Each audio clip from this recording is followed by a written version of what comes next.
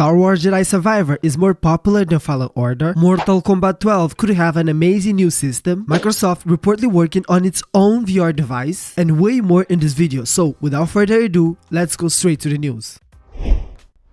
So guys, as always, let's first go over some fast news. Guys, Avalanche Studio, the developers of Hogwarts Legacy, is already working on its next big unannounced project. But what this project could be? A Quidditch DLC for Hogwarts Legacy? Probably not, because Warner has announced a Quidditch champion, so that's probably not gonna happen, because one game would take interest away from the other game. So no Quidditch game for Hogwarts Legacy, probably, not sure. A new Wizarding World game, maybe? Probably, because Hogwarts Legacy was a huge success, so that can be a thing, or you know, something entirely different maybe. Well, we don't know. We just have to wait to see. The big news is that they are working on a new project, so I can't wait to see what they have in store for us. Hogwarts Legacy was really good. Of course that the game did have some problems, but in general the game was really good. The creative director of God of War, Cory Barlog, talked about the ongoing debate about who is stronger, Kratos or Ganondorf, and his answer was this: no clue who either of these dudes are, but I put my money on the bad guy. Ganondorf is bad, but Kratos is not an angel too, so we don't know for sure who he's talking about here, but I put my money on Kratos 100%, man. I put my money on Kratos every day, every single day. So what do you think? Who would win this fight between Kratos and Ganondorf? You better put your money on Kratos. Just saying. The Super Mario Bros. Movie is making waves at the box office and is about to hit 1 billion mark in just 26 days.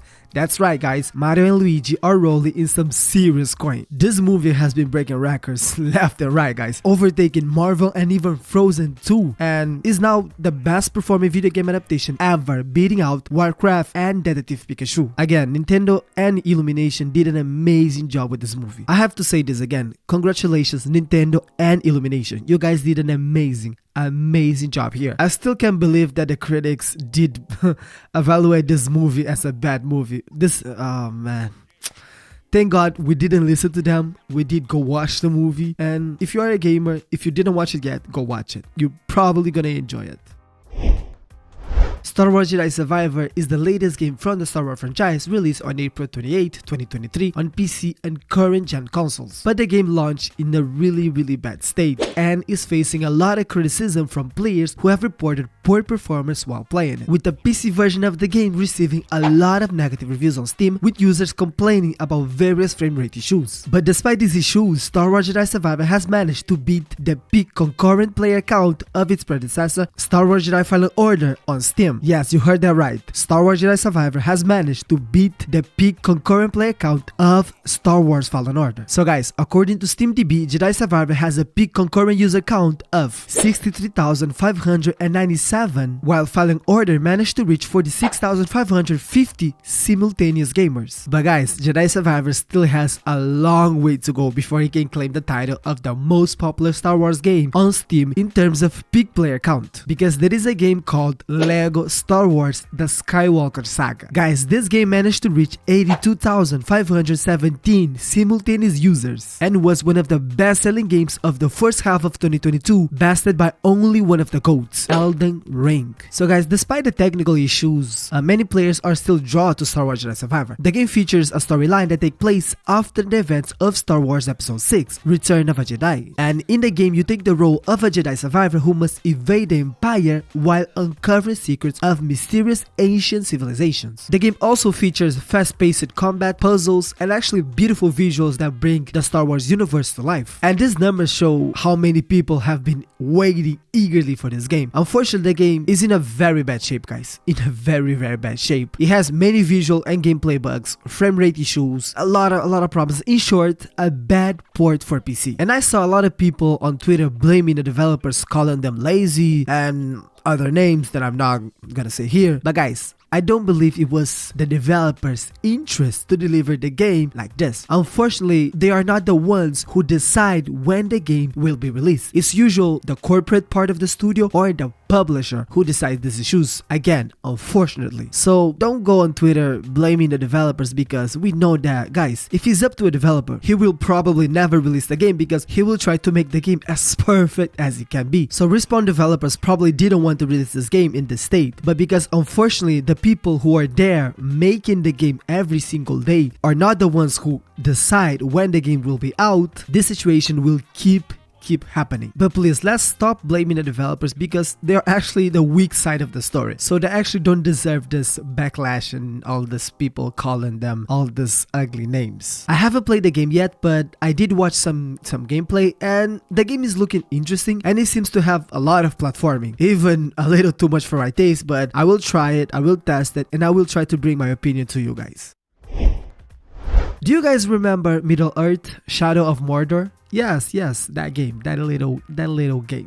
Do you guys remember the Nemesis system that was in the game? Well, you might be able to experience something similar in the upcoming titles of Harry Potter and Mortal Kombat. Guys, according to a job listing on Warner Bros. Discover website, the company is looking for a director of engineering to help implement its various systems, including the Nemesis system in future games of Lego, Mortal Kombat, and Harry Potter. So for those who don't know, the Nemesis system was a revolutionary concept introduced by Monolith Productions in 2014, and it allowed players to have a unique gameplay experience based on their actions and interactions with non-playable characters in the game. This system provides players with a unique set of dialogues and reminder of their choices made earlier, which was actually revolutionary for the time, and that was in 2014. But now, with more modern technology, the Nemesis system, if optimized, I believe that it can create almost endless possibilities of interactions and outcomes. So this is actually super exciting. So the job listing mentions how Warner Bros. Discover is looking to join together the unique technical advantage of its various studios, including Rocksteady, Avalanche, and Monolith, with Unreal Engine 5 to build a framework for the next generation of games, meaning that the Nemesis system could potentially make its way back into the upcoming MK, Harry Potter, and Lego titles. And we have information that Monolith's upcoming Wonder Woman game has been confirmed to use the system. While not much information is available about the game, it is confirmed to be a single-player open-world title where Wonder Woman will protect the Themyscira from unknown threats. So this is super interesting. Warner is trying to join all the technical advantage of all their studios together, to make a unique system, so every game would benefit of the every technology built by Warner Bros. Studios. So this is actually a really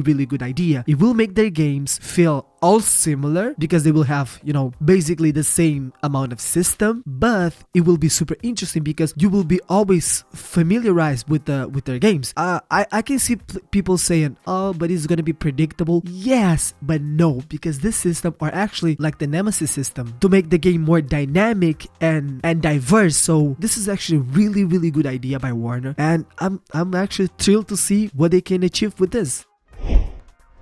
At this moment, PlayStation is the only home console that offers VR compatibility through the PSVR 2. However, Microsoft may be looking to change that with a new patent for enhanced eye tracking system that could potentially be used in a future VR headset. So guys, the patent describes a system that is self-calibrating and accommodating of deformations, which could form part of an intuitive and user-friendly VR system. While Microsoft has not shown much interest in a VR in the past, the company may want, to be competitive in the VR space as it gains traction in the mainstream gaming market. An Xbox branded VR headset may still be a long way off, but this patent suggests that Microsoft at least is exploring the possibility. It's worth noting that patents don't always materialize into consumer products, but the enhanced eye tracking system seems like a sensible piece of technology that has a good chance of making it into future products. Microsoft entering the VR market would be super interesting. Guys, as I said before, I do believe that VR is the future. Right now, the technology is not in the right place to be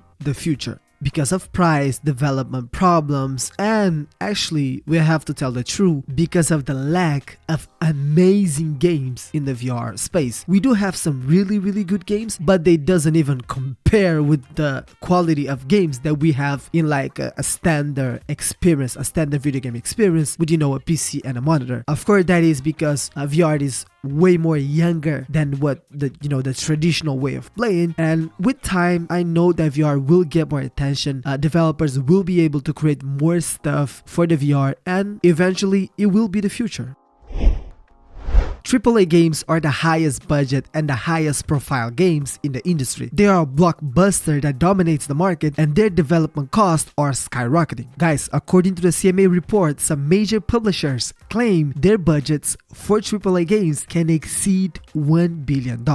That's an enormous figure, and it's actually easy to see why. Guys, developing a AAA game like Red Dead Redemption 2, God of War Ragnarok, The Last of Us Part 2, the upcoming GTA 6 takes a huge team, years of work, and a lot of money. Those AAA projects that are in development for launch in 2024 or 2025 can require development budgets of $200 million or more. And that's not even factoring the cost of marketing the game. For example, Call of Duty has exceeded $300 million in development costs, while the next Grand Theft Auto GTA is expected to have a similar outlay. The recent game Callisto Protocol reportedly cost $162 million to make, while Cyberpunk 2077 cost a staggering $316 million. According to CMA's report, when Big Studio reported that a major franchise cost $660 million to develop, while marketing cost almost $505 million, meaning that total budget for AAA games can nearly reach $1 billion in total and even exceed that enormous figures. So guys, this is all for me for now. Thank you so much for watching the video. Don't forget to leave a like, subscribe to the channel, comment something down below, and of course, a huge hug, love, and peace.